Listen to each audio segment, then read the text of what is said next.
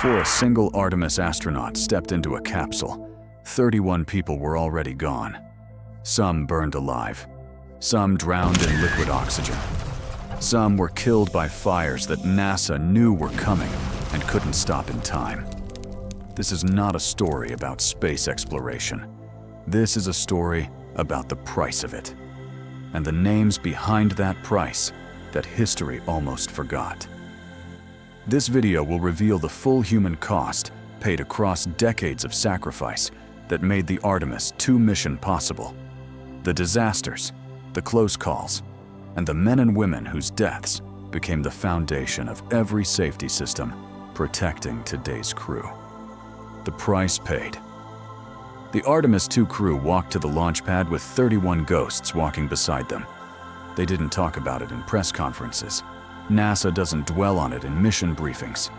But every engineer, every flight director, every technician who has spent a career in human spaceflight knows the number. 31. The people who died building the road that Artemis II drives on. This is their story, and it's one that every person who watches a rocket launch should know. The warnings NASA ignored. It starts with fire. January 27, 1967. Pad 34, Cape Canaveral. 3 astronauts, Gus Grissom, Ed White, and Roger Chaffee, are sealed inside the Apollo 1 command module for a routine launch rehearsal. The capsule is pressurized with pure oxygen. A spark ignites somewhere in the wiring.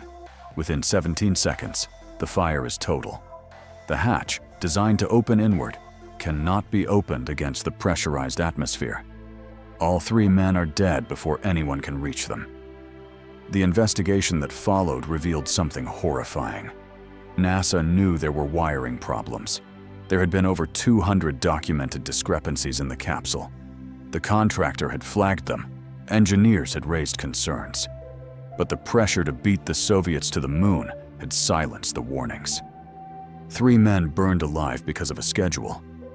But that's not the worst part. The Apollo 1 fire didn't stop the space program. It reformed it. Every safety protocol that protects Artemis II crews today, the flammability standards for materials inside the capsule, the quick-release hatch design, the atmosphere management systems, was written in the aftermath of January 27, 1967. Grissom, White, and Chaffee are not just victims. They are the reason their successors lived. And then there were the ones who came after. In 1971, a Soviet cosmonaut mission, Soyuz 11, achieved something remarkable. The first crew to successfully occupy a space station. Georgy Dobrovolsky, Vladislav Volkov, and Viktor Patsayev spent 23 days aboard Salyut 1. The mission was a triumph. The return was not. During re-entry, a ventilation valve opened prematurely. The cabin depressurized in seconds, at an altitude of 168 kilometers. The crew had no pressure suits. Recovery teams found them perfectly positioned in their seats, as if sleeping. All 3 were dead. Their deaths changed spaceflight permanently. After Soyuz 11, every human spaceflight mission in history has required pressure suits during launch, docking, and re-entry. That rule, standard across NASA, ESA, and every other agency, exists because 3 Soviet cosmonauts died without them. What happened next changed everything. January 28, 1986, 73 seconds. That's how long Challenger flew before a failed O-ring seal in the right solid rocket booster allowed hot gases to breach the external tank. The resulting explosion didn't destroy the crew cabin immediately. Evidence suggests the 7 crew members, including schoolteacher Krista McAuliffe, survived the initial breakup. They may have been conscious for up to 12 seconds before the cabin impacted the ocean at nearly 200 miles per hour. The Rogers Commission investigation that followed revealed something that still reads like a horror story decades later. Engineers at Morton Thiokol had warned NASA the night before the launch that the O-rings were not certified to operate in the cold temperatures forecast for launch morning. They recommended postponing.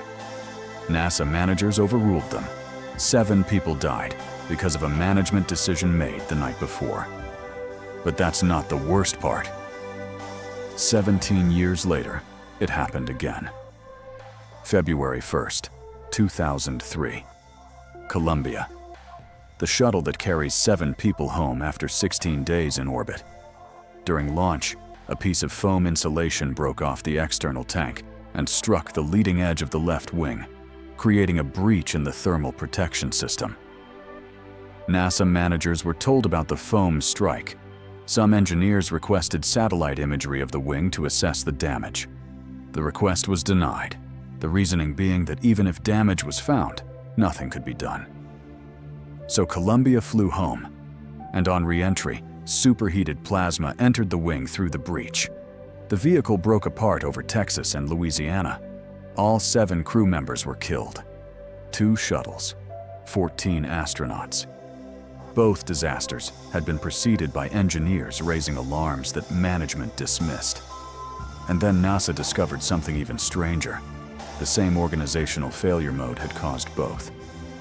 Sociologist Diane Vaughan coined the term normalization of deviance to describe what happened. When a system operates outside its safety parameters and nothing bad happens, the anomaly becomes normalized. It becomes acceptable. Until the day it isn't. The forgotten dead. Beyond the famous disasters, there are the names most people have never heard. The 3 technicians who died in a liquid oxygen spill during Saturn V ground testing. The NASA worker crushed during Apollo hardware transport. The contractor employees killed in industrial accidents, building the infrastructure that made the moon landings possible. Every large launch facility carries its dead, the people lost in the routine, grinding, dangerous work of turning science into steel and fire. 31 total by the most conservative historical accounting, across the American and Soviet programs that built the knowledge base Artemis II now inherits. Every abort system on the Orion capsule, every oxygen monitoring sensor, every pressure suit requirement, every launch weather constraint, every ice inspection protocol. Each one represents a lesson written in someone's final moments. The Artemis II crew did not fly into the unknown.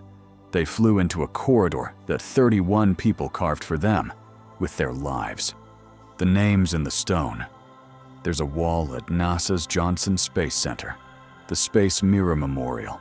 24 names inscribed in black granite.